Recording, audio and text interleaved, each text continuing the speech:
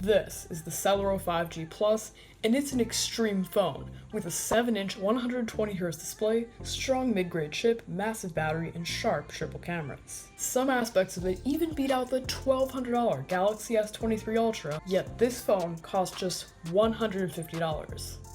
What? I remember the days that $150 could only really get you a super crappy low-end phone or just a really old one. So what's going on here? The unboxing will actually lead you to believe you're getting a higher-end phone compared to a flagship, with an included charger, which now sadly seems to be a thing of the past. But let's start with the screen, which is literally and figuratively the biggest thing this phone has going for it. Excluding foldables, it's the biggest screen I've ever seen on a phone, and it's not super pixely or grainy either. It's a solid 1080p resolution and colors look great. And it's not a slow screen either, with a 120Hz refresh rate. When have you ever seen a screen like this on any other phone that's not over $1,000? And the speed of the system keeps up with that display. It's not the best chip you'll find out there, but the Snapdragon 695 5G chip is a system found in phones that cost over double this one. And you can tell when you use it because this is a fluid phone that rarely skips beats. And this chip is a 5G modem, as the name suggests. There's even more to like here. This 50-megapixel main camera takes some pretty decent and usable pictures in the right lighting conditions, and it even has night mode. Plus, this thing snaps photos instantly. I expected it to have a little bit of delay, but it just wasn't there. This is in fact the fastest phone I've ever used for quickly snapping pictures. And with this massive 5,000 mAh battery, it'll last all day or even for 2 days with lighter usage. The screen is protected by Gorilla Glass 3, and the back is also covered in premium feeling matte frosted glass. You can unlock using a side-mounted fingerprint scanner, you can make mobile payments with a built-in NFC, you can charge it with the charger you actually get in the box, or charge wirelessly, which I've never seen on a phone this cheap. This thing also has a headphone jack, something we've just come to accept the death of on every other phone. You also get 128 gigs of built-in storage that can be expanded with the microSD card. But okay, there are reasons this phone costs the price it does. You just saw so many great things about the Celero 5G Plus, but in a lot of ways, it's actually a minus. Yes, the main 50-megapixel camera is really nice in good lighting conditions, but it falls apart when you get to lower light, producing images like this. And the other cameras on the back?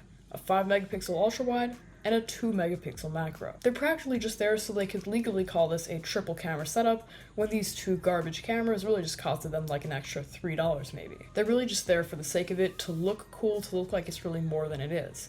This main camera is great, and I really wish they would have put more effort into it instead of spending a little bit of extra money on a couple of essentially space fillers. And yes, this Snapdragon 695 chip is fast, but it's sometimes unresponsive. The fingerprint scanner is infuriatingly slow, sometimes taking several seconds to work. Moving from the home screen to the Google feed takes a couple seconds, and even just loading items like lyrics to a song or a website requires deliberate patience. You can tell it's running cookie-cutter stock software that hasn't been optimized. And while we're talking about software, I found it to be clean and simple, and I was delightfully surprised to see zero bloatware, but I was just saddened by the lack of features. This phone has a 7-inch screen, a huge battery, and a good chip, so why isn't the software taking advantage of all that? Why aren't there any cool multitasking features or anything of interest that takes advantage of this hardware? On Samsung phones, you have the option to use this little sidebar that you can quickly open apps from, or drag one on another to use both at once. This would be a game changer on this phone with its big screen. Or what about floating windows? The best multitasking you can get on this phone is basic split-screen apps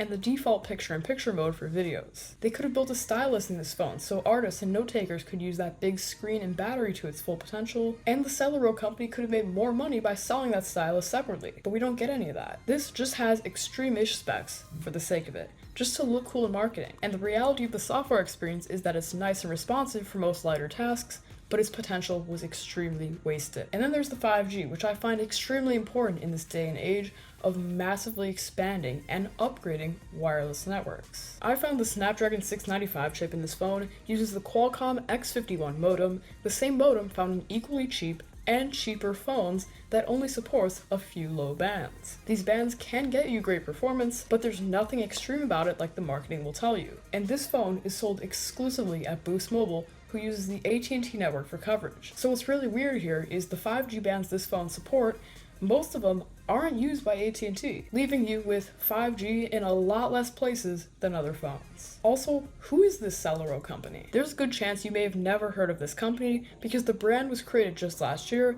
and it's the mask of a Chinese tech manufacturer called Wingtech. They partnered with Boost Mobile last year to make the Celero company, and this isn't the first Celero phone they've made. Last year they debuted the standard Celero 5G, a pretty standard budget 5G phone that made a few headlines and left at that. That phone sold more units than anticipated, so we got another Celero. But given this brand is just the facade of some Chinese manufacturing company, where are you going to go for support in case something doesn't work? Where are you going to go for a repair if it breaks? And that also doesn't bode well for software support, where this already mediocre at best software will be hindered even more by a few updates. I don't even think it'll get security updates for longer than maybe 2 years. So the bottom line is this. I've had a really nice experience with this phone and its great specs, but due to its lack of utility, lack of quality in many areas, and lack of support, I can't recommend it to anyone. I wish I had better news, but I only speak facts. So if you enjoyed this video, definitely be sure to drop a like down below to let me know, subscribe, notifications on to never miss another video, and with that, I'm Max, thanks for watching, and I'll see you in the next one.